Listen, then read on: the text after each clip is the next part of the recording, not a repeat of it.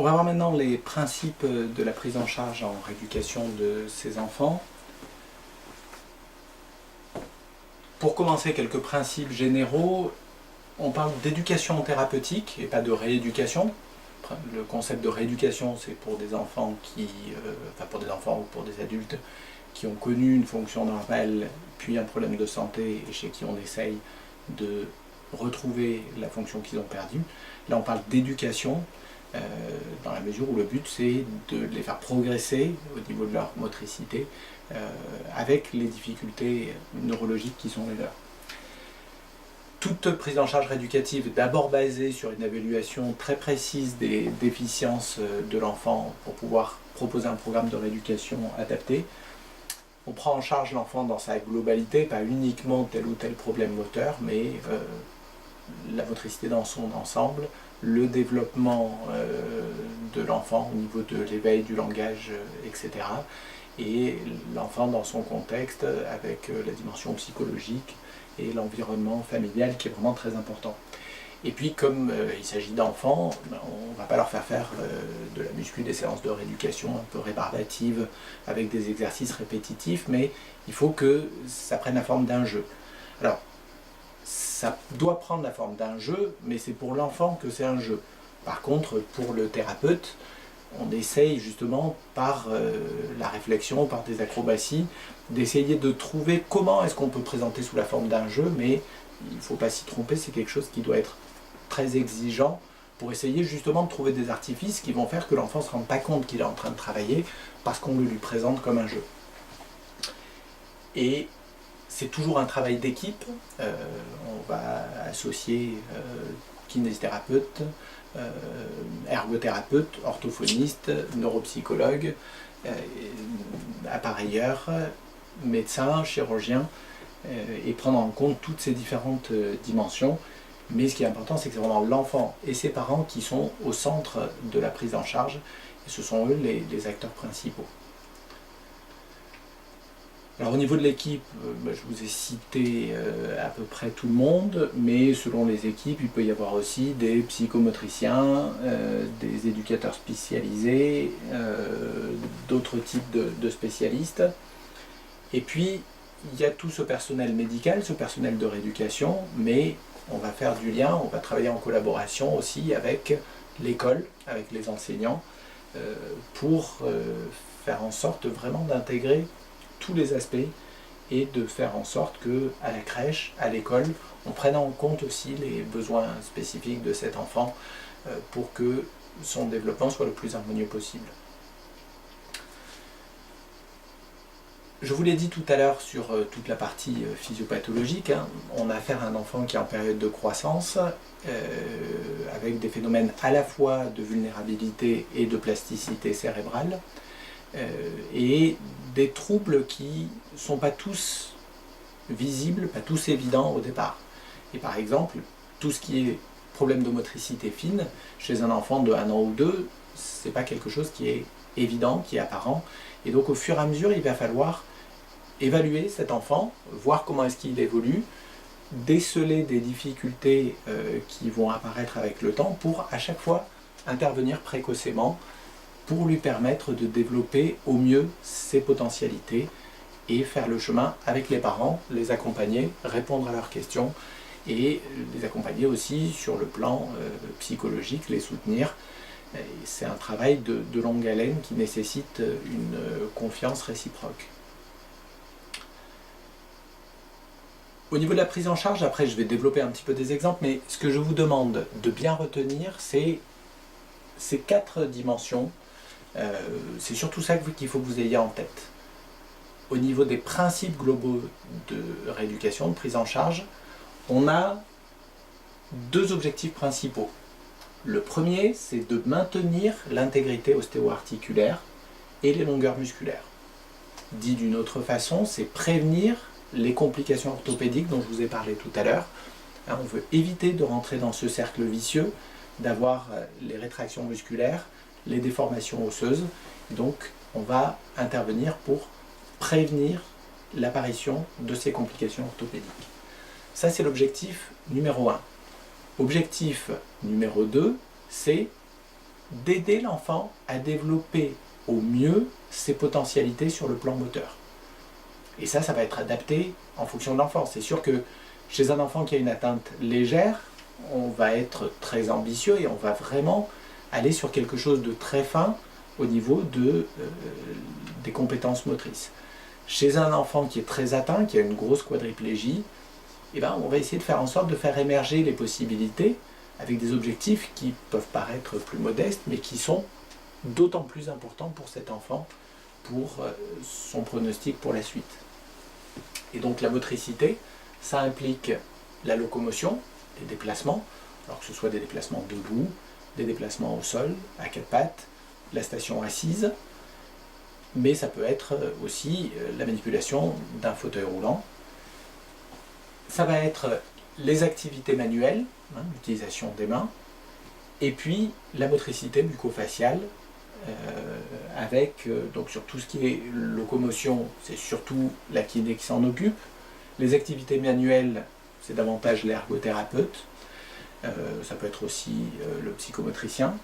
Et puis la motricité bucco-faciale, c'est l'orthophoniste, schématiquement, mais après, chacun ne travaille pas dans son domaine de façon cloisonnée. On a des passerelles entre les deux, enfin entre les trois, et chacun va avoir une vision globale de l'enfant. Donc ça, c'est les deux dimensions principales, mais il y a deux autres objectifs qui sont importants aussi.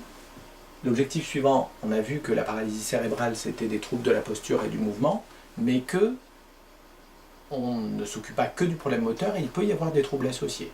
Et donc l'objectif, ça va être également de dépister ces troubles, puisqu'on sait qu'il y a un risque de les voir apparaître, et d'intervenir précocement, alors que ce soit de rechercher des problèmes visuels, de rechercher des difficultés au niveau de l'attention, de la concentration, des fonctions visio-spatiales, et de les dépister précocement pour les prendre en charge et pour faire en sorte que leur impact soit le moins important possible par la suite.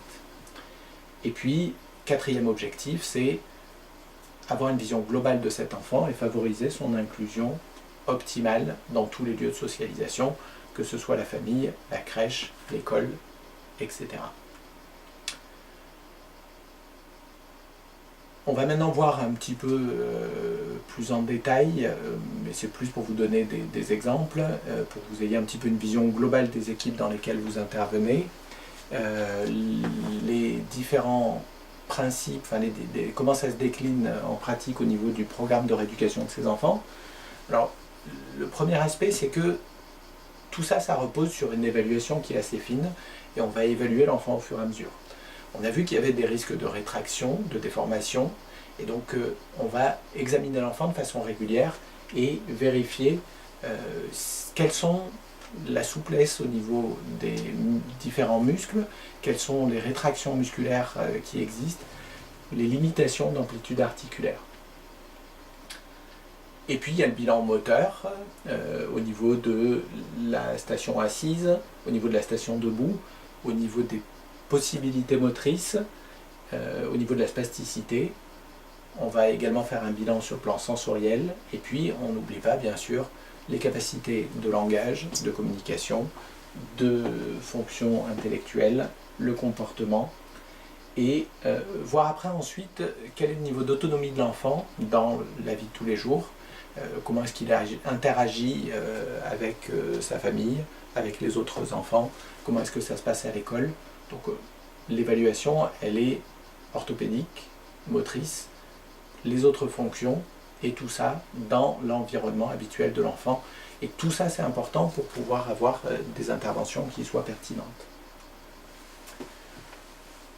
Bilan articulaire, on mesure les différentes amplitudes et des fois on est obligé de prioriser, c'est-à-dire que chez un enfant quadriplégique avec une atteinte très lourde, on va surtout être vigilant au niveau des hanches, des genoux, chez les enfants qui marchent au niveau des pieds, et puis après, chez les enfants qui ont des atteintes plus légères, bien sûr, on laisse rien passer et on est beaucoup plus vigilant.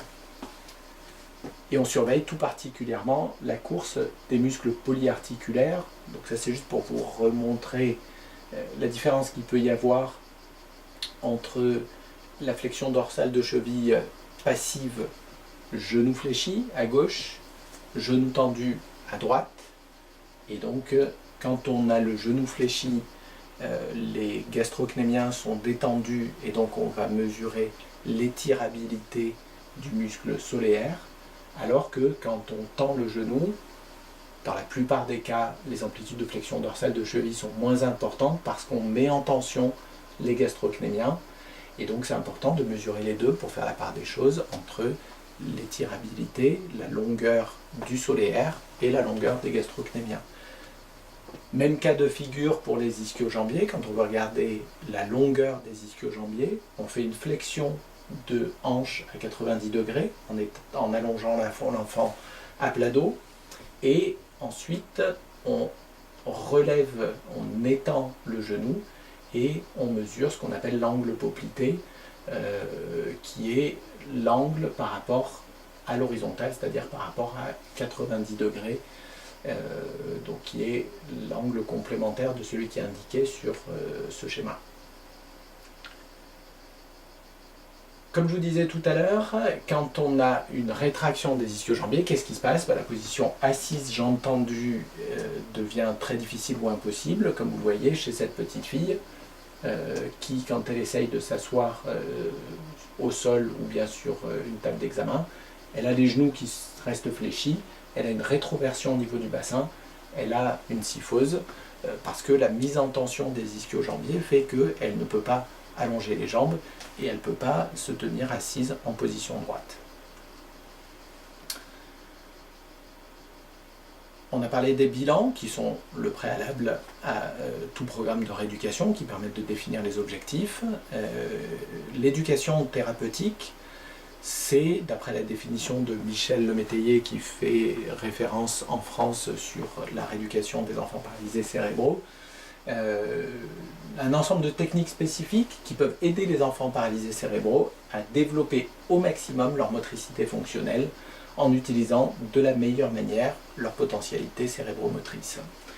Et donc, on va cibler la motricité globale, les activités manuelles, alors les préhensions, le graphisme, les jeux.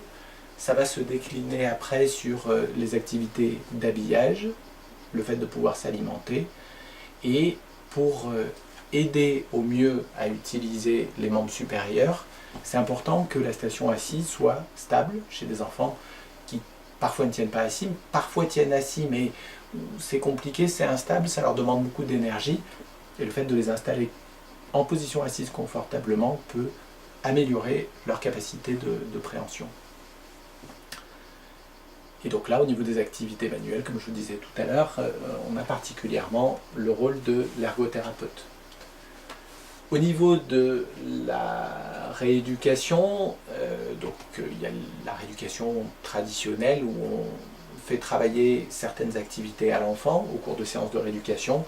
Et puis, pour ceux que ça intéresse, il y a de plus en plus de techniques modernes, entre guillemets, qui, pour certaines, ont fait la preuve de leur efficacité, pour d'autres, sont en cours d'évaluation.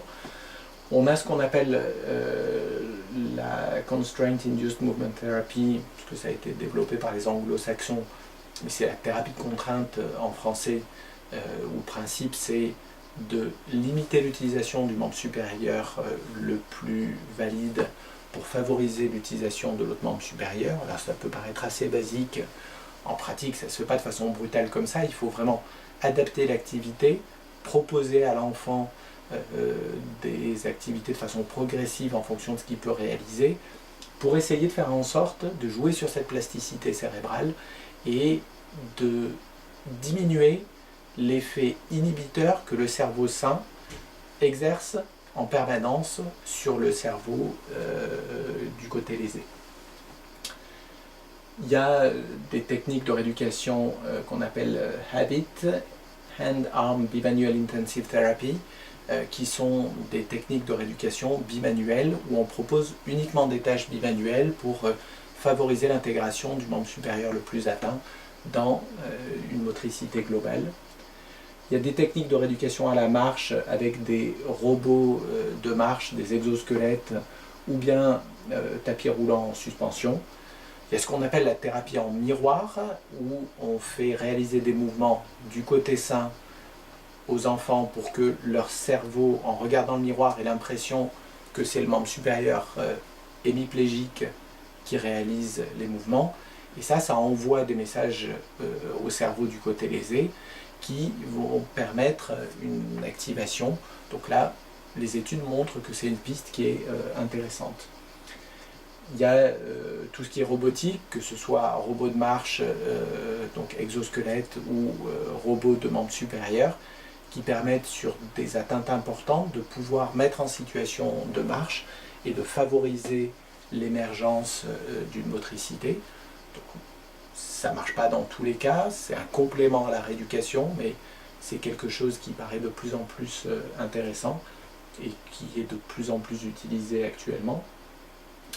Et ensuite, il y a tout ce qui est réalité virtuelle et protocole de stimulation ou électrique ou magnétique transcrânienne. Voilà, sans rentrer dans le détail, on a beaucoup de domaines qui sont assez prometteurs. Pour les deux premiers, on sait vraiment que c'est quelque chose qui permet d'améliorer les capacités et qui est vraiment maintenant utilisé de façon assez courante. Pour le reste, il y a des études qui sont en cours, mais ce n'est pas encore quelque chose de routinier pour la plupart d'entre eux. Et puis aussi au niveau motricité bucco-faciale, donc pour la parole, pour l'alimentation, pour la déglutition, il y a la rééducation dans ce domaine-là qui est faite par l'orthophoniste et qui joue un rôle très important quand il y a des difficultés à ce niveau-là. Et puis, on finit par le plus basique, qui est la prévention des troubles orthopédiques, donc le cercle vicieux dont je vous ai parlé tout à l'heure.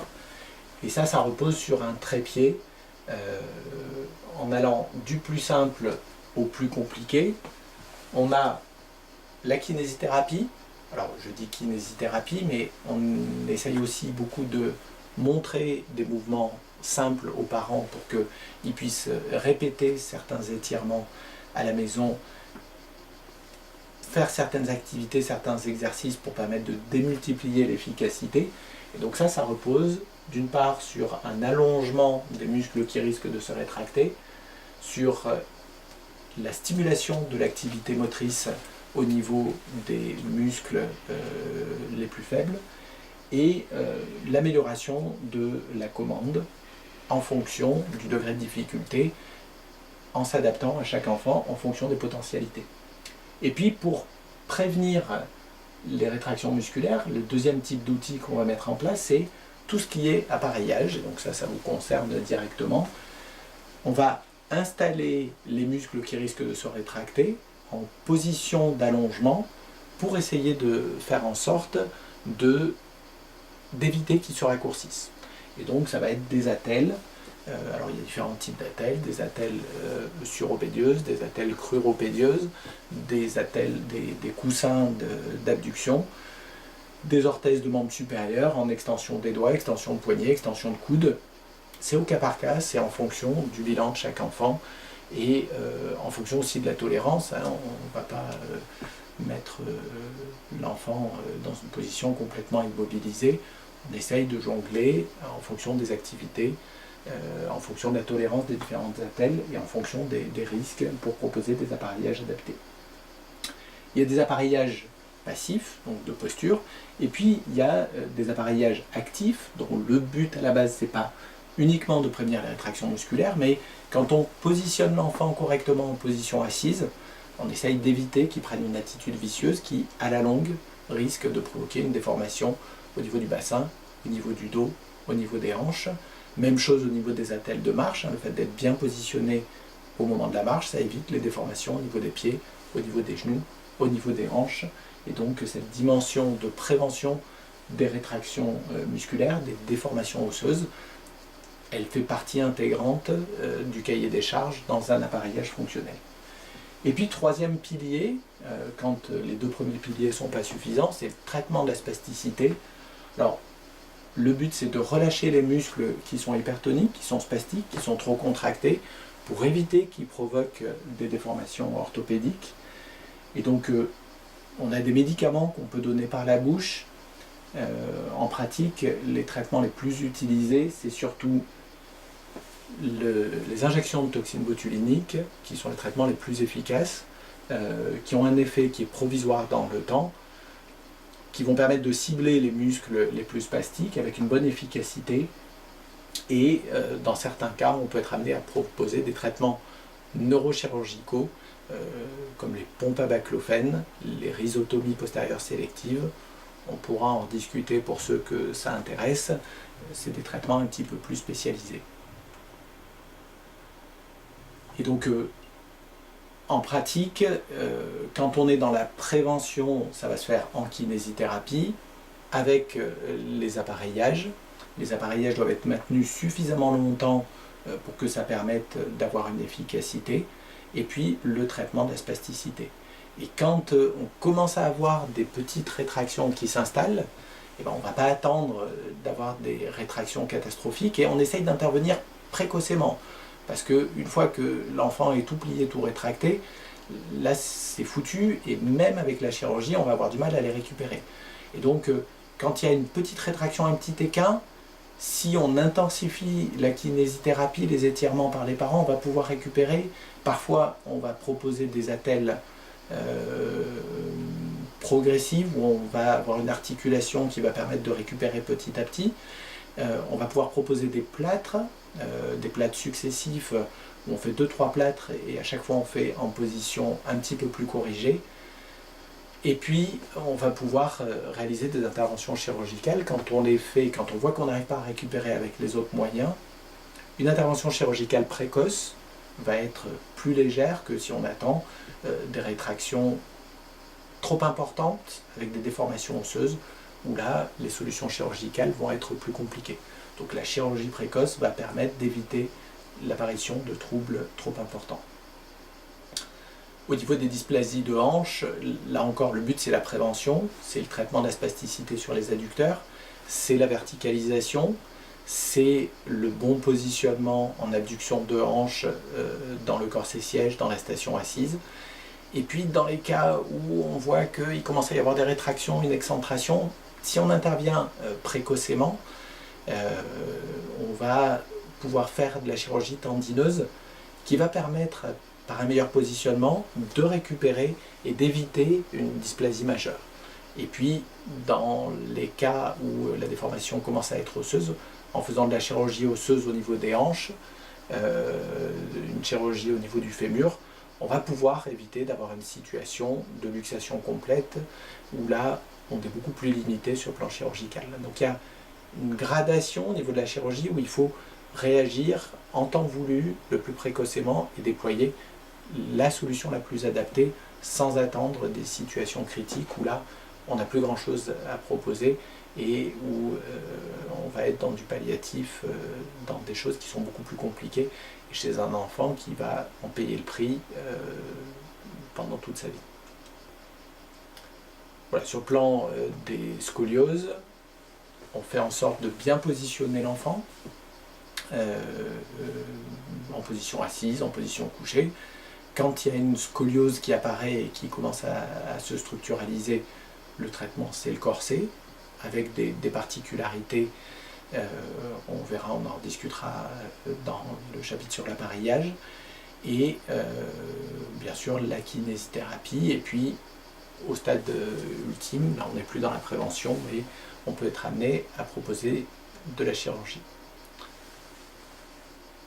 Au niveau du pied, on en a parlé tout à l'heure dans la physiopathologie, des déformations au niveau du pied. Je vous ai dit, il faut à tout prix prévenir. Et donc le principe de base de la prévention, bon, il y a toute la kinésithérapie, la préparation du pied, essayer d'équilibrer les réactions d'appui. Et puis, surtout, dès que l'enfant commence à se mettre debout, il faut un appareillage qui peut être des semelles, qui peut être des coques talonnières, quand il y a besoin d'attelle, d'intégrer une correction du pied qui fasse en sorte d'avoir une bonne répartition des appuis et de prévenir l'apparition de pieds déformés, irréductibles, dont je vous ai parlé tout à l'heure. Donc en kinésithérapie, ça passe par des exercices spécifiques de mise en charge progressive, et dès que l'enfant va être amené à se mettre debout, il faut qu'il soit bien chaussé, avec des orthèses plantaires. On en discutera tout à l'heure, je vous montrerai les solutions qu'on peut avoir en termes d'appareillage. On a fini un autre bloc.